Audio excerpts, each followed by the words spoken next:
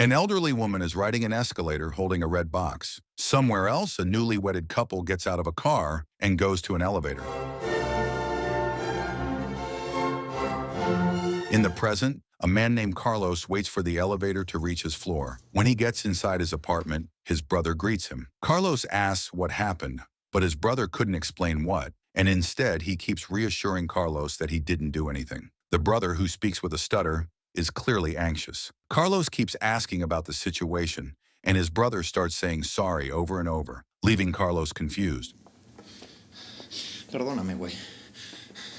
Carlos tells him he won't be mad because the day calls for celebration. He got the money and they don't have to live like they were living before, but his brother Oliver couldn't focus on anything. Carlos reveals that their mother lent him the money. Oliver briefly stops panicking and processes what his brother said, but quickly he goes back to pacing and repeatedly apologizing, thinking he messed up. Perdóname. Perdóname. Before Carlos can make sense of it, another man steps in and reveals he's a detective. He pulls out a gun and explains that Oliver has confessed to something serious. Carlos tried to intervene, explaining that whatever Oliver had said, they could all clear it up. But the detective wants to take them to the station. Lo que estoy haciendo es mi trabajo.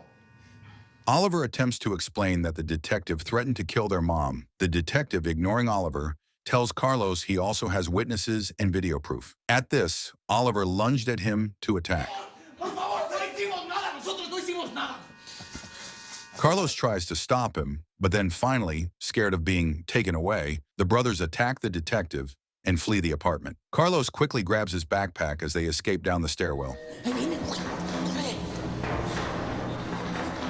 But their run doesn't last long. Carlos is shot in the leg, bringing both of them to a stop. The detective stares at his own weapon in shock, as if unsure how things escalated, then lets it fall from his hand. Suddenly, a distant explosion echoes through the building, followed by a sharp cry from Carlos. The sound pulls the detective out of his daze. He quickly retrieves his gun and forces the brothers to move. No le va a pasar nada. When they reach the ground floor, the detective notices more stairs continuing downward. Irritated and confused, he mutters about how strange the building layout is and keeps descending. He counts the floors as he goes. 9, 8, 7, then unexpectedly lands back on 9 again. No matter how far they go, there seems to be no bottom. Insisto, este edificio está muy confuso. No hay salida. Carlos begins to wonder if the bullet wound is making him hallucinate. Meanwhile, the detective, Marco, grows paranoid, convinced the brothers must have slipped him some kind of drug. Fed up, he orders them to stay put and rushes off down the stairs by himself. But when he circles back, only to find the brothers standing exactly where he left them, he finally realizes something is deeply wrong. They're caught in a loop. As the weight of the situation starts to sink in, Oliver becomes overwhelmed, not just by the strange reality around them, but by the sight of Carlos fading fast from blood loss. He attempts to open the elevator by force, growing increasingly desperate, but to no avail. Marco, finally tired of trying, asks what is going on, but no one has a solution either. Marco throws a key down the stairs and they wait to hear the sound of it falling down. But instead, the key falls from above. At this, Marco panics even further and takes out his gun, threatening the brothers to tell him what they dragged him with. Contésteme, ¿con qué me drogaron? Oliver explains they are also trapped like him and starts screaming for help. Then he sits by Carlos, but they couldn't have a calm conversation as both are shaken by what is happening and by Carlos's wound. ¿Te acuerdas del laberinto de Acatlán, eh? Cuando... Marco breaks the vending machine and takes out a water. Oliver quickly snatches the water from his hand to clean Carlos's wound. Marco finally comes to help Carlos. He helps Oliver tie Carlos's wound. As they talk, Marco tells Oliver that he didn't mean to shoot anyone, and it almost looks like some force made him do it. But Oliver doesn't believe him. Otra vez con esa A ver, chingadera. escúchame, por ¿Que la favor. pistola se disparó sola? Escúchame. Sometime later, Oliver and Marco sit to talk while Carlos is sleeping. Marco shares that it is his 15-year wedding anniversary, and he was supposed to go out for dinner with his family. Oliver, still angry about the gunshot, tells him if something happens to his brother, he will kill his family. After this, Oliver takes the things out of Carlos's bag. Carlos finally wakes up and calls Oliver. Carlos starts telling him things that don't make sense. He then starts talking as if he is saying goodbye. Y lo que pasamos ya no regresa. Shortly after, Carlos passes out. Oliver cries looking at his brother. Meanwhile, Marco notices that the food he ate from the vending machine has reappeared and panics. La pinche comida volvió a aparecer. Oliver, hurt by the death of his brother, runs to Marco and takes his gun. He points it at Marco to get his revenge. Contra la pared, cabrón. Elsewhere in the city, a man named Roberto is spending time with a young girl, playing with her, while a boy nearby is absorbed in his own activities. After some time, the boy Daniel goes downstairs to play the piano. His mother Sandra comes and tells him they need to leave. Roberto, ¿me ayudas con las maletas, porfa? Roberto follows Sandra to the kitchen. He then shares his worry about her ex-partner. The family is going on a road trip. Roberto doesn't like the kids going to their father once they reach their destination. Sandra reassures him that everything will be fine. Y tú eres el hombre más cariñoso que existe. The family finally takes off. A few hours into their journey, they stop at a gas station for a break. While waiting for Sandra to finish using the restroom, Roberto engages with Camilla in a light conversation, trying to win her over. Sandra calls for Camilla to go use the restroom as well. Camilla goes to her mother, and shortly after, Sandra comes, scolding Roberto for giving Camilla a sugary drink. She tells him it might trigger her asthma. Later, back on the road, panic sets in. Camilla begins wheezing uncontrollably, an asthma attack triggered by the drink. Sandra turns on the man in fury, and Daniel tries helplessly to calm his sister down. They quickly pull over to help her. Roberto, suddenly remembering the inhaler Camilla gave him, reaches for his chest pocket. He finds it, but in his rush, it slips from his hands and falls. Then, by clumsiness, he steps on it. The inhaler cracks apart on the pavement, splitting into two pieces. They keep driving, and Camilla's asthma worsens. But then, without warning, a loud explosion echoes from somewhere in the distance. With no time to think, they turn the car around, hoping to find help. Meanwhile, Roberto becomes more disoriented. He's certain they've passed the same gas station and road sign more than once. When they arrive at the station again, it's empty. No one is there. Hola? Hola, necesito ayuda. They get back on the road, trying their best to keep Camilla calm. Soon, the boy notices something strange. The time on the dashboard reads 7:20, yet the sun still hangs high in the sky. Miren, miren, miren. When the same sign appears again, Roberto can't take it anymore. He pulls the car over and gets out. ¡Otra vez! Sandra and Daniel stare at him in disbelief as he says he's going to look for help on foot. Overwhelmed by fear and desperation, Sandra climbs into the driver's seat and starts the car. Daniel, alarmed, quickly reminds her that she doesn't have a license, but she starts driving anyways. Despite the shouting, the slaps to her own face, and the desperate mantra, nothing changes. The same stretch of road keeps repeating, like they're stuck in some kind of broken loop. Daniel watches her unravel from the back seat, powerless to stop her, as his sister lies beside him, slipping deeper into unconsciousness. Eventually, Daniel decides he can't just sit there anymore. He opens the door, gently pulls his sister out, and carries her away from the car. Sandra doesn't even react. She just keeps driving, stuck in her panic, circling the same endless road until she breaks down. Finally, she returns to the gas station and collapses on the ground, curling into herself. On the roadside, Daniel lies next to his sister, who remains completely still. As he's about to rest beside her, he notices a patch of red far down the road. Someone approaching. It's Roberto. Since the strange events began, the sun has refused to set. Time has stopped obeying. Back where it all started, the stairwell walls are now covered in black ink markings, one for each day they've spent trapped in this unnatural loop. And by now, the last line reads 35 years since the incident. Meanwhile, back in the endless staircase, Marco and Oliver are now much older. Oliver is sitting on the floor eating a packed noodle while Marco runs up and down the stairs. Oliver has aged fine, but Marco can't even walk. He crawls to climb up the stairs. They've turned the staircase into a layered home. One floor is used solely to store items. Another level holds a makeshift shower cobbled together with plastic water bottles. Marco goes there to wash up.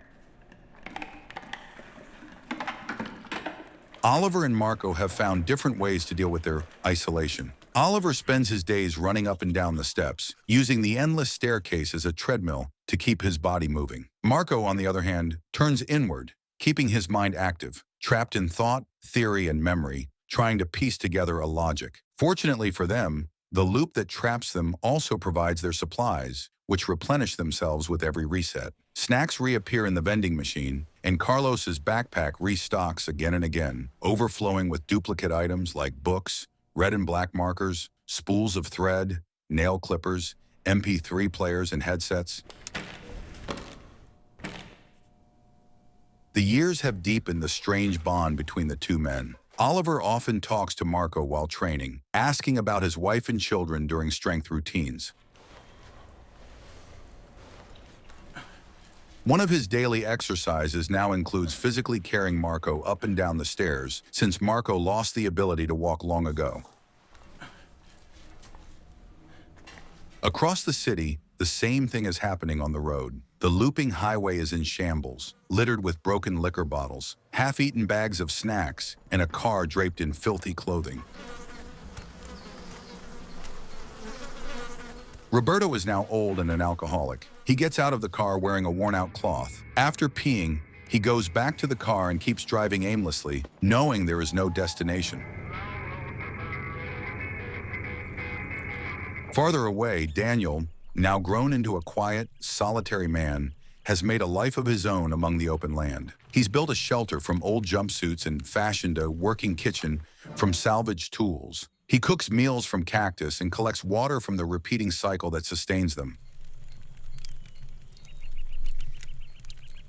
After cooking his meal, he takes it up the mountain. He quietly eats his meal while looking at the beautiful view. He then opens his backpack and takes out an inhaler. He then throws it to the growing mound of inhalers, all the same. Every loop has left him with another one. He then starts his journey back to his shelter. Lying on the ground, he takes out cards and starts playing, keeping himself busy. Roberto drives to the gas station. Sandra is in the car. Her nails are grown and completely detached from reality. Roberto walks into the gas station and picks up alcohol. He takes Sandra out to use the bathroom and carries her back to the car. While driving, Roberto notices Camilla's doll on the ground and picks it up. He takes it away to put it on the side of the road. On his way back to his shelter, Daniel finds the doll. He then spots Roberto leaning against the old car, a drink in his hand. He walks up to him and asks why he calls him. Roberto tells him that he and Sandra found the doll on the road. Daniel bluntly asks who Sandra is with no recollection of his mother. ¿Quién es? Sandra y yo. Sandra. Roberto begins to speak, but his words falter. He wanted to say something important, but he couldn't. He blames it on age, muttering. Pero no me acuerdo que. Así somos los viejos, Daniel. At that exact moment, far away in the stairwell, Marco, lying still and repeating the name Daniel over and over, murmurs those same words Roberto said. That's how old we are, Daniel. And then something shifts inside him. He suddenly shouts out for Oliver. Oliver! From several levels up, Oliver groans in annoyance, yelling back that it's 3 in the morning, according to his watch. Still, curiosity wins over fatigue, and he makes his way down the stairs to check. Unlike the man by the car, whose memory has faded into pieces, Marco remembers everything, and it's crushing him. He tells Oliver that he'll leave this world once he shares the truth, but Oliver finds that idea ridiculous and starts heading back to sleep. Oliver, llévame al mural. Before he can go, Marco asks him to take him to the mural. The mural, sprawled across one wall of the stairwell, does more than count the days. It's become a sacred space filled with fragments of Marco's life, drawings and notes about his wife, his daughters, birthdays, and anniversaries. But now, standing before it, Marco sees through it all. He understands finally that none of it is real, not the details, not the identity he believed was his. Marco Antonio Molina no existe. He keeps shouting that he is Daniel, suddenly grabbing a marker and furiously scratching out every piece of the mural. No existe. Fabiola, no existe. He confesses that the time loop is no accident. It began with him. Carlos, he says, was a necessary sacrifice, a life exchange to reset the cycle again and again. Oliver looks at him with confusion as Marco keeps blabbering what seems like nonsense. Es porque maté a tu hermano. Soy Daniel. Meanwhile, back in the car, Sandra passed away. Roberto stops Daniel as he was walking on the street. They go to the side to dig a grave for her. As Roberto is digging, he starts talking about Sandra. Last time she spoke was 20 years ago. He gets overwhelmed quickly and collapses on the ground, screaming in pain. At the same time, Marco also collapses. The two old men, Roberto and Marco, began telling a story to the two young men, Daniel and Oliver, respectively. Roberto's story goes back to when he was only 10. His name was not Roberto, it was Ruben. On a school field trip, he and his friend Juan had missed their canoe. An instructor trying to help offered them a ride on a bamboo raft, but something went horribly wrong. The instructor had an accident, and when he fell, he pushed Juan. Causó un incidente. The instructor survived, but Juan was bleeding heavily, and after 3 days, he passed away. Roberto and the instructor were left alone in the raft, and for 35 years, they were stuck in a loop without reaching the land. They sailed the same lake again and again. 35 años avanzando sin pisar. Until one day, the instructor was about to die, and he told Roberto how to get to land. He told him about another place where time didn't move right, an eternal train. The instructor had lived there for 35 years, traveling on a train that never stopped. Before dying, he warned him about something specific, not to ever enter the patrol truck. Me advirtió que no entrara a la patrulla. Roberto was caught in two loops, one on the raft with the instructor and one with Daniel on the road. Y 35 años. Aquí. Contigo. Marco is also telling the same story from his side. He is Daniel and reveals that they are living in an alternate version of reality. The real Marco and Oliver are living in another place that is real. Que tú y yo somos la maquinaria del mundo. They are stuck in this loop to move physically and emotionally so that they can generate energy for the real world. Se toman mejor estos 35 años. He keeps blabbering the same thing. When caught in strange or tragic events, younger people tend to cope more easily than older ones. They adjust quicker and often find ways to move forward. In contrast, older individuals with years of memories and regrets struggle more deeply. This reflects real life too. Youth often brings more moments of joy and opportunity, while age can bring heavier burdens and greater loss. La gente joven siempre es más feliz. Both men give warnings to write who they are, to never enter the patrol car, and to never enter the elevator. After that, both men passed away. Daniel finds a red notebook in Roberto's hand, and Oliver also finds the same notebook in Marco's hand. Oliver keeps walking on the stairs while Daniel walks on the street. Daniel stumbles upon a patrol car and reaches for the handle to open the door, but hesitates. Both men keep living their lives. Daniel burned his shelter and finally decided to get into the patrol car. Meanwhile, Oliver is unraveling. He starts writing on the wall. He tears the pages of the book he reads, and finally he decides to end his life and pulls out Marco's gun. But he didn't go through with it. He then finally walks to the elevator and gets in. Inside, he finds a uniform. At the same time, Daniel finds a police badge, a gun, and a notebook inside the patrol car. Daniel picks up a notebook and sees a picture of Oliver and Carlos. Oliver also picks up a notebook and sees a picture of a newly wedded husband and wife. Both men cleaned up and put on their clothes. Daniel becomes Marco and sets out to arrest Oliver and Carlos, while Oliver becomes the Russian Carl who operates an elevator. In the elevator, the newlywed couple gets in. Oliver follows them out and releases a bee. The bee stings the man. The bride rushes to help her husband because he is allergic to bees. But suddenly, a large explosion happens. The bride asks Oliver to help, but he stands there without doing anything. This means the groom will die, and he and the bride will be caught in a new dimension for 35 years.